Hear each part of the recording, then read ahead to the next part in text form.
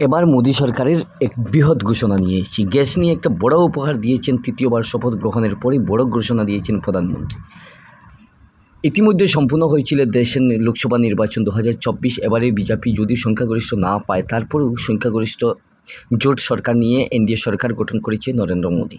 ভরসাই ছিল জোট সঙ্গিনী। দেশের প্রধানমন্ত্রী হিসাবে তৃতীয়বার তিনি শপথ নিয়েছিলেন।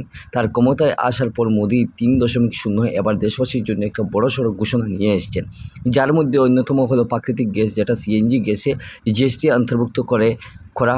এই পরিকল্পনা বাস্তবায়িত হলে ব্যাপক স্বস্তি পাবে সিএনজি ব্যবহারকারীরা।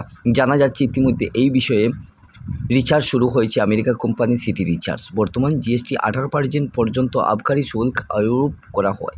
তবে আগামী দিনে জিএসটিতে সিএনজি যদি আনা হয়, তাহলে সেই ক্ষেত্রে একটা নির্দিষ্ট স্ল্যাব অনুযায়ী কর দিতে হবে। বর্তমানে জিএসটির মোট 4টি স্ল্যাব রয়েছে, সেইগুলির মধ্যে 5%, 12%, 18% এবং 28%। আগামী দিনে যদি 12% এই স্ল্যাবে জিএসটি রাখা হয়, তাহলে সিএনজিতে তাহলে সেই ক্ষেত্রে অনেকটা কম খরচ দেখা যাবে। আমরা এই সিএনজিগুলিতে যদি আমরা কম খরচ হয়, তাহলে আমরা এতে অনেকগুলি সুবিধা পাবো। এই সিএনজিতে জিএসটি লাগু হওয়ার কথা উঠতেই এবার গ্যাসের সাথে যুক্ত অনেক কোম্পানির শেয়ার বাজারের দাম হু হু করে সিটি রিচার্জের তরফে জানা যাচ্ছে, এনডিএ সরকার জিএসটি কাউন্সিলের সংখ্যাগরিষ্ঠ বজায় রাখতে সফল হবে। আর এক্ষেত্রে পিএম মোদী একটা গুরুত্বপূর্ণ লক্ষ্য হতে পারেন গ্যাস সেক্টরে অর্থাৎ জিএসটির আওতায় নিয়ে আসা। এনডিএ সরকার এক্ষেত্রে সংস্কারের কাজ করলে তা দেশের মানুষের জন্য উপকার হয়ে যাবে। বর্তমান সরকারের লক্ষ্য অর্থনৈতিক গ্যাসের ব্যবহার বাড়ানো, বিশেষ করে আগামী দিনের গ্যাস সস্তা করার জন্য গ্যাসের উপর বিভিন্ন কর কমিয়ে আনার উদ্দেশ্য ছিল এই সরকারের মেইন উদ্দেশ্য। এছাড়া বিভিন্ন রাজ্যের মধ্যে গ্যাসের দাম যে ফারাক রয়েছে তা দূর করতে পারবে।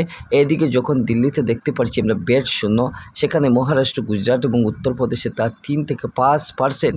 তাই আগামী দিনে গ্যাসকে জিএসটিভুক্ত যদি করা হয়, তাহলে আমরা অনেক কিছু ছাড় পাবো এবং এই গ্যাসের উপরের ট্যাক্সগুলি থেকে অনেক ছাড় পাবে সাধারণ মানুষেরা। এতে দেখতে পারবো আমরা এই গ্যাসটাকে অনেকগুলি ব্যবহার উপযোগী হয়ে যাবে এবং সেখান থেকে আমরা অনেক কিছু জনসাধারণ উপকার পাবো। এই আজকের এই ভিডিও থেকে তোমাদের কেমন লাগলো?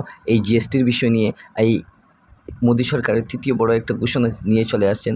এই ভিডিও দেখে তোমরা যদি একটু উপকারে আসো, তাহলে তোমার চ্যানেলটি সাবস্ক্রাইব করে রাখতে পারো, যাতে প্রতিদিন নিত্য নতুন ভিডিওগুলি তোমাদেরকে দেখানোর চেষ্টা করবো। ধন্যবাদ।